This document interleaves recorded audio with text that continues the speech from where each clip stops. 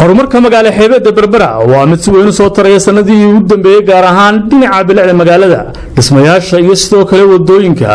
oo ah kuwa la jaan qaadaya jidadka caalamka oo aad arkayso dariiqada kala duwan iyo jidadka cusub ee laga hirgeliyay magaalada Berbera calaamadaha wadooyinku waa kuwa qayb ka ah horumarka ay wado dawladda hoose ee degmada Berbera waxaana arkaysaa wadooyinka dhexmara magaalada oo leh tilmaamaha wadaha baabuurka oo dhammaan dariiqada lagu dhajiyay injineerka gacanta ku haya Maxamed Xaaji October oo ahna maamulaha Somaliland Fire Safety ayaa nooga waramay calaamadahan iyo faa'iido u leeyihiin nabadgelyada wadamarista baabuurta marka magaalada Berbera waxa ku soo kordhay in magaalada oo dhan ilaa 500 ilaa 600 oo calaamadood oo ah calaamadii kala hagayay baabuurta lagu dhajiyo taasoo toddobaadkii dhaweyd oo dhan wadnay si dhaqsana u dhamaan doona hadii la haydo marka waxay qaybtani ka mid tahay in qalabka wadooyinka baabuurta kala joojinaya haday joogsan noqon lahayd haday noqon lahayd yal ama iska ilaali haday ma geli karta ahaan lahayd wada kasta oo hagaysa baabuurkii waayo waxay nagu dhici jirtay inaan baabuurka wax joojiya ama wax tilmaama waxa uu qabanayo ninkii darawalka ahaa aanay jirinba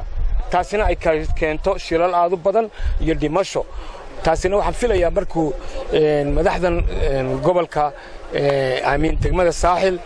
ay go'aansadeen inay sameeyaan noolo doorteen inaan shirkad ahaan u sameeyno hawlahan inay waxaan hubaa 100% ilaahay qadrigi inay nabadgelyada iyo socodka baabuurta ay wax weyn ka bedeli doonto walaalo Berbera inay maalin kasta iyo bil kastaba ay horumar ku talaabsanaysay kana waxay kamid tahay talaabooyinkii ay higsaneysay iyadoo aan filayno magaalooyinka kale ee Soomaaliland inay sidoo kale yeelaan ciyaar maaha 500 oo calaamadood in magaaladii lagu dijiyo qaar kamid ah darwalada magaalada Berbera ayaa soo dhaweeyay faa'iidada ay ka heleen tan iyo intii lagu dhajiyay calaamadaha wadooyinka magaalada Berbera waxay ka qayb qaadan karaan security-ka bini'aadanka nafaha baabuurta saaran iyo amnigooda wax loo baahnaa oo loo qabay bulshadu u baahnayd waayo kala xadidaysa calaamadahan waxay kala xadidayaan hoobadka security-ki amnigi intaad ku soconayso xawaari hadaan ka warramo calaamadahan ama taamahan ugu dhajiyay magaalada siba gooladaha waxay ka warramayaan safety-ga gaadhigu haad ku leeyahay inuu maro haday gooladu dhinac u laabanayso haday garanaysaa